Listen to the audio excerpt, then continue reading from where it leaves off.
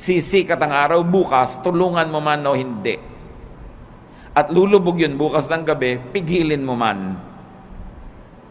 Aandar ang lahat. Mag-global warming kung kailangan mag-global warming.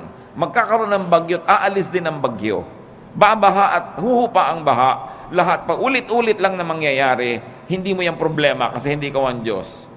Ang problemahin mo lang yung munting daigdig where you move, where you can make a difference, and then leave the rest up to God.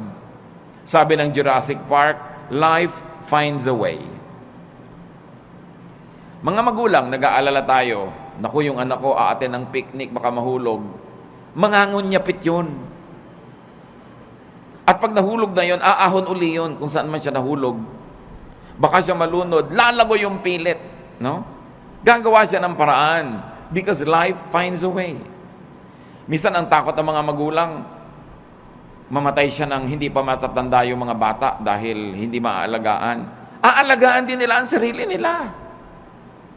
Kahit hindi mo alagaan yung mga batang yan, nakadikta sa kanilang kalikasan, aalagaan nila ang sarili nila. Pag may nahipo silang mainit na plancha, siyempre kahit hindi mo sabihin, tatanggalin nila yung kamay nila. Nakasulat sa atin yun. We were wired to survive, to reproduce, and to live the cycles of life that are assigned to us. So hindi natin dapat masyadong inaalala yan. Nakatakda yan. Huwag mo alalahanin ang shape ng bulkang mayon. Magiging perfect pa kaya yan ng matagal? Paano kung sumabog? May mga nagagano, nagwo-worry. Anong gagawin mo? Tingnan mo na lang siya. Kung hindi na siya perfect, tabi-tabingi, find another beauty in it. But enjoy it while it lasts. Maybe you have a provider complex or a protector complex or a teacher complex, but do it only up to a point. Do not overdo being a provider. Because even if you don't provide for your loved ones, they will find a way to continue living. Even if you don't protect them all the time, God designed them to protect themselves. You don't always have to be the teacher. You don't always have to be the moralizer, the one who says the right thing, because they will also hear it from other sources, aside from they will hear it from their conscience. So don't play God, that's what we mean. Iinom ka ng gamot, inumin mo, manalangin ka, and let it work. Huwag mong alalahanin. Huwag mong buksan yung mga benda ng sugat mo para tingnan mo kung naghihilom na yung sugat mo. Dahil lalo na namang mabubulat-lat, dudugo lang. Let it heal by itself. Just do your part. It's important because when you over-worry, you get too tired and fatigue hurts. Pag pagod ang tao, bumababa ang immune system. Madali kang magkasipon, madali kang magkaroon ng mga sakit pag pagod ka kasi bumababa yung panglaban ng katawan mo sa mga invaders. Kaya dapat nagpapahinga. Observe design and load limits. You have to rest. Sa mga may mga bayani complex, rest. More work sometimes means more income, but often it means less happiness. More income doesn't always mean more happiness. Maybe more pleasure for the people who depend on you, but not necessarily for you. At meron kang tungkulin sa iyong sarili. Bago pa man ang tungkulin mo kahit kanino, kailangang buhayin mo ang sarili mo, pasayahin mo ang sarili mo, ipahinga mo ang sarili mo, at huwag mong payagan kahit yung mga minamahal mo, napatayin ka, sipsipin ang dugo mo, istrohin ang dugo mo, nag-e-enjoy sila, tapos ikaw yung nangangalirang at natutuyo. You have a duty to yourself. Life is a primary duty of life. At paglabag sa utos at kalooban ng Diyos na nagbigay sa ng buhay, napabayaan mo ang buhay mo. Kahit pa nga yung pagpapabaya mo, pagdugtong sa kaligayahan ng iba. Kahit sa airlines, makikita nyo doon sa kanilang mga anunsyo ng kaligtasan, pag nawala ng oxygen sa cabin, may malalaglag ng mga oxygen mask, anong gagawin mo? Una mong lagyan ng sarili mo. At pag nakakahinga ka na ng tama, at saka mo tulungan yung bata o yung matanda o sino man, you have a duty to yourself. And it's not selfishness. You were wired and created by God to protect the life that was assigned to you to protect.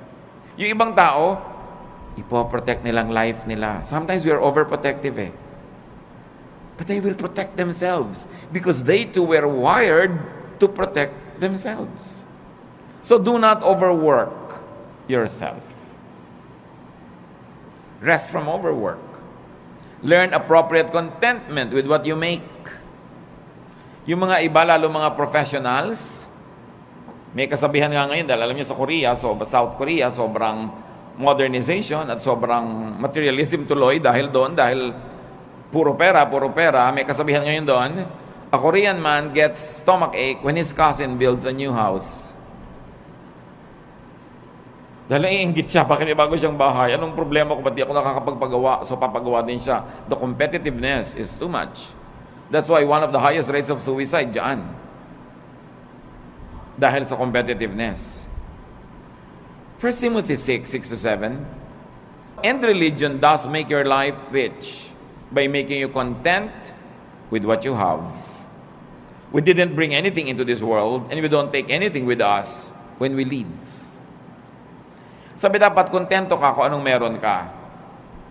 Hindi sinabi na kung ano na lang nandyan pwede na. Kasi itinuro, 6 days you shall work and on the 7th you will rest. So it follows that you will really achieve, that you will acquire, that you will amass, and you will have. But the point is, be contented with what you naturally have. So kung ito pa lang yung kinikita mo ngayon, ginagawa mo naman yung best mo, huwag mo i-compare sa kita ng iba to the point that you will kill yourself trying to beat that other person and trying to make more. Kaya nga sa mga highly professionalized fields, totoong-totoo yan, ang daming may ulcer, ang daming may insomnia. So they squander their youth trying to make money, and when they are old, they use all their money to become healthy again. So mahalaga, iniingatan mo yung katawan mo na may limit ang pwede kong gawin. Hindi ako pwedeng lagi nagpapakabayani. Hindi ko laging sosolve ang problema ng daigdig. I will have a healthy level of self-preservation. Do not strain yourself to make now what you should still make tomorrow. Yung kikitain mo pa bukas, huwag nang kitain ngayon. Magpahinga ka naman. At sabi ni Solomon, the more money you make, the more people come to spend it. And don't you find it true? Nung maliit ang kita nyo, hindi kayo pinapansin ng mga tao, so yung maliit na kita nyo, kasya sa inyo. Nung lumaki-laki, biglang naalala na ngayon ng nanay mo na malaki yung kita mo, naalala ng kapatid mo, naalala ng pinsan mo, heto na ngayon nakadaing sa'yo, nakahingi. Lumaki pa lalo ang kita mo, pati mga pinsan mo ngayon nagdadatingan na para makihalo at makikuha sa mga kinikita mo. So ikaw ang mag-isang nahihirapan, nagdurusa, yung iba ibinebenta ang kaluluwa, ginagasgas ang muka, sinasaktan ng sarili para kumita, tapos ang daming humuhot-hot. Do you like that? Pag marami kang kinikita, maraming makikiparte. Dadaming kamag-anak mo, maraming tutuntun sa'yo. Hindi naman masama maging matulungin tayo. But making more money at the expense of your health and peace does not always benefit you. Probably it benefits other people. And this is not what you want to happen in your life. Do not strain yourself. Natural lang dapat. At sabi ng Panginoong Jesus, let the day's own trouble be sufficient for the day. Tomorrow will be another day. Another problem with a solution. Do not try to solve the problems of tomorrow with today's solution because today's solution is only for today's problem. Parang yun ding pera mo, for today lang yun, so spend it. Paano bukas? Tomorrow, you will earn again and you will spend for tomorrow. But when you spend your income now for what you will still have to spend on today and tomorrow, kulang. Kaya dapat, hindi rin natin pina-pass forward ang expense. Don't spend more than what you earn. And you should be responsible in handling your money. Kasi para hindi ka ma-stress at para hindi ma-stress ang mga mahal mo sa buhay. Kasi kung minsan sobra kang relaxed, kaya namang pala nagkakaganon ang sobrang nahihirapan yung kasambahay mo. Magkakapera ka, gagastahin mo sa walang kwenta. Pagdating ng bill ng kuryente, ng tubig, itong kasambahay mo nagbabayad. So ang pinag-uusapan natin mga kapatid is how to rest and also how to let your loved ones rest.